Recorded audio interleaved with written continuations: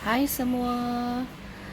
Hari ini saya nak demo sedikit cara-cara untuk membuat keng som original Thai ya. Dan hari ini saya ingin menggunakan kuah ya, bukan paste ya. Untuk kuah keng som ini saya gunakan kuah warisan keng som original Thai. Ianya didatangkan berbentuk botol seperti ini, lebih kurang 1 liter ya. Dan dalam sebotol ni kita boleh buat hidangan. Ya, boleh masak 2 kali lah. Nah, dan sekali masak ianya boleh untuk dalam 4-5 orang makan lah. Okey. So hari ini saya gunakan kuah warisan keng som original Thai. Mari kita saksikan macam mana langkah-langkah untuk menyediakannya ya. Selalunya kita akan nampak orang selalu jual kan dalam bentuk paste ya, tapi ini adalah dalam bentuk kuah siap-siap. Jadi puan-puan semua tak perlulah susah-susah nak tambah itu ini dan semua ya. Kita just masukkan dalam periuk ataupun kuali dan masukkan bahan-bahan yang telah kita sediakan. Okey, sekarang kita saksikan bahan-bahan yang saya sediakan di sini. Hari ini saya ada kangkung ya. Saya ada umbut kelapa ya. Kalau kita masak keng som dan kita taruh umbut kelapa ni memang sedap sangat. Selain tu kita ada bendi ya. Kita ada terung bulat. Dan untuk ikan hari ini saya gunakan ikan jenaha. Okey. Dan untuk seekor ikan ni bolehlah kita makan 4-5 orang kan. Jadi untuk seperti saya cakap tadi, untuk sebotol keng som ni, sebotol warisan keng som ni yang kuantiti dia lebih kurang dalam 1 liter, kita boleh gunakan untuk memasak 2 kali ya, 2 hidangan. Alright, dan keng som ini juga sesuai ya untuk kita masak lala, letak seribu, sotong, udang atau ayam dan sebagainya. Dan untuk ayam saya syorkan kita buat daripada bahagian paha dia. Memang sedap ya, kita potong kecil-kecil and then just tuang keng som ni, kuah keng som ni dekat dalam ya. Lepas tu kita kukus ataupun kita panaskan kuah keng som ni dulu, masukkan ayam dan terus masukkan semua bahan-bahan macam sayur-sayuran semua ni kan. Jadi memang terangkat. Okey, sekejap lagi kita tengok macam mana kuah keng som ini disediakan. Sebelum itu saya di sini nak kukus ikan dahulu ya. Semua boleh goreng terlebih dahulu ikan tersebut ya. Nak goreng ataupun kukus pun boleh. Ataupun kalau kita potong kecil-kecil ya, kita potong kecil-kecil, kita terus masukkan dalam kuah semasa kita masak pun boleh juga ya. Maksudnya kalau kita dah masak kuah keng som dan biar mendidih, kita terus masukkan ikan dan terus masukkan semua sayur-sayuran sahaja.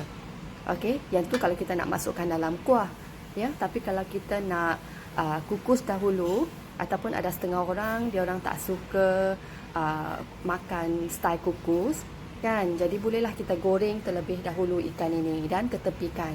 Seterusnya kita masakkan kuah keng som tu asing lah, dah siap masak, dah mendidih, dah taruh semua segala jenis sayur. Terus boleh tuang saja kuah keng som itu ke atas ikan yang telah kita siap kukus ataupun kita goreng.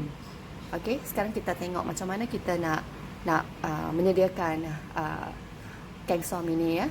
Okey, untuk sekarang ikan kita kukus terlebih dahulu ya. Okey, ikan saya masukkan dalam periuk pengukus dan kita kukus ikan lebih kurang dalam 10 minit ya. Baiklah, di sini saya sediakan kuali. Okey, dan bila dah sediakan siap kuali, kita terus masukkan kuah keng som. Okey, kita goncang-goncang sikit. Dah siap goncang, kita buka penutup dan terus masukkan saja dalam kuali kita. Okey, terus masukkan macam ni. Nampak tak setengah lagi, itu pun dah banyak kan.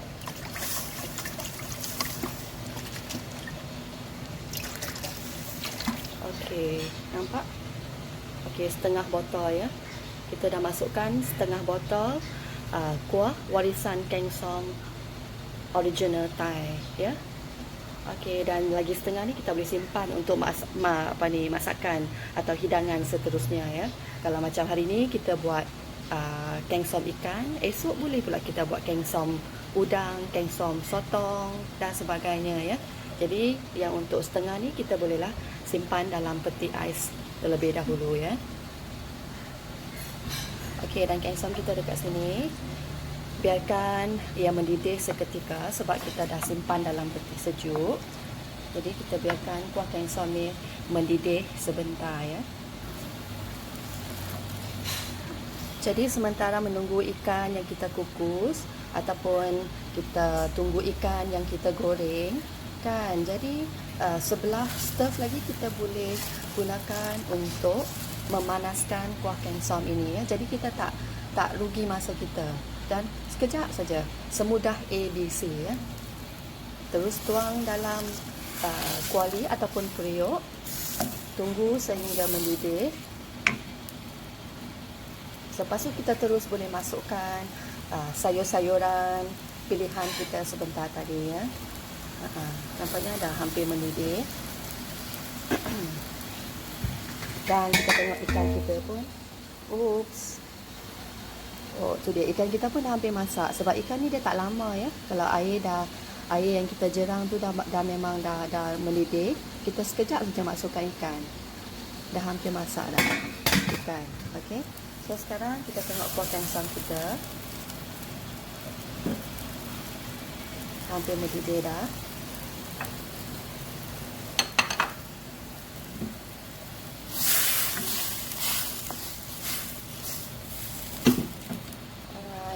So terus boleh masukkan umbut kelapa terlebih dahulu ya.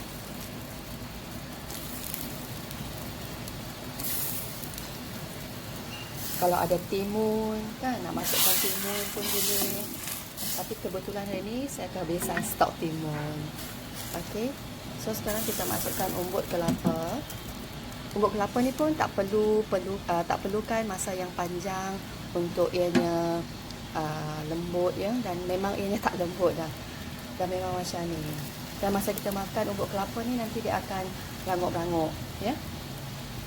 Okey, kita biarkan seketika.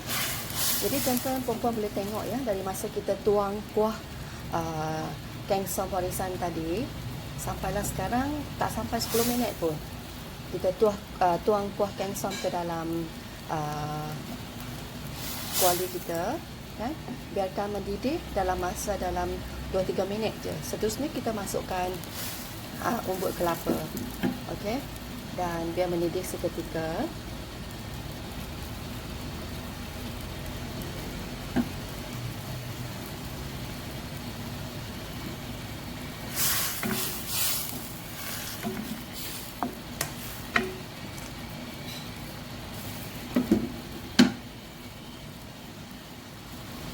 Okey, dah mendidih.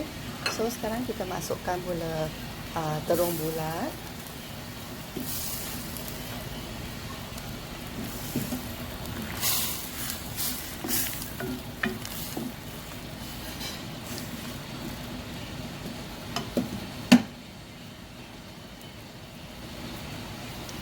Sayur-sayuran adalah terpulang kepada tuan-tuan dan puan-puan masing-masing ya. Kita suka sayur apa, boleh je kita taruh. Ya, timun, bendi, kangkung, lagi seperti terung.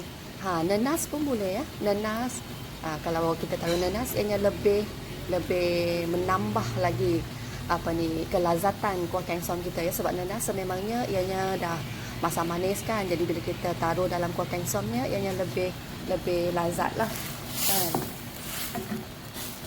Tapi kena hati-hati juga, nenas kadang-kadang kalau yang masam sangat, jadi kuah kengsom kita akan menjadi terlalu masam pula nanti kan.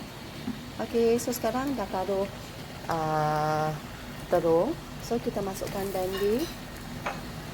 Okey, dan terus masukkan kangkung. Okey. Dan tak perlu lama ya. Masukkan kangkung sekejap dan terus boleh tutupkan api. Okey, sebab kangkung kalau dah dia dah lembut sangat, dah tak sedap nak makan kan. So dah siap. Jadi macam inilah kuah keng som kita yang dah siap. Tak sampai 10 minit kan, dah siap dah. Okey. So sekarang kita tengok ikan kita.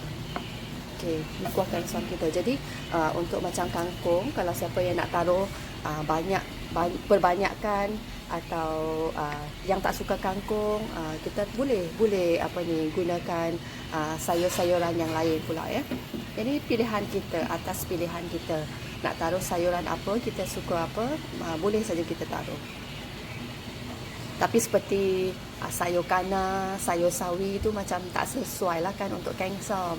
Selalunya keng som ni kita taruh hanya macam kangkung, nenas, bendi, terung, umbut kelapa kan. Orang Kedah kata umbut nyok kan. Okey, jadi kuah keng som kita pun dah siap. Okey.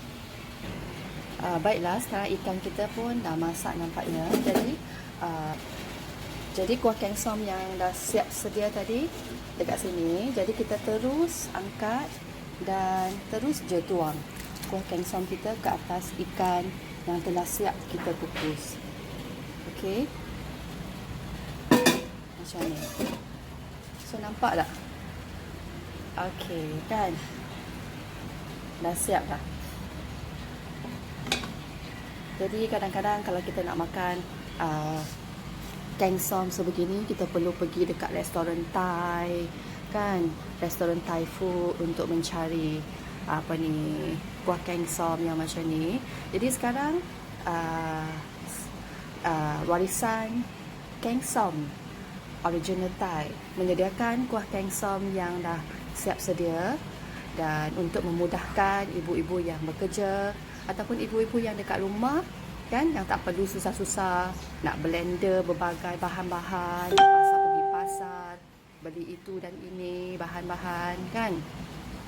Jadi sekarang boleh terus dapatkan kuah warisan keng som original Thai.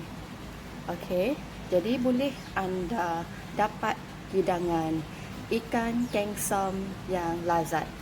Okey, mudah, cepat dan semestinya lazat. Kuah warisan keng som original Thai.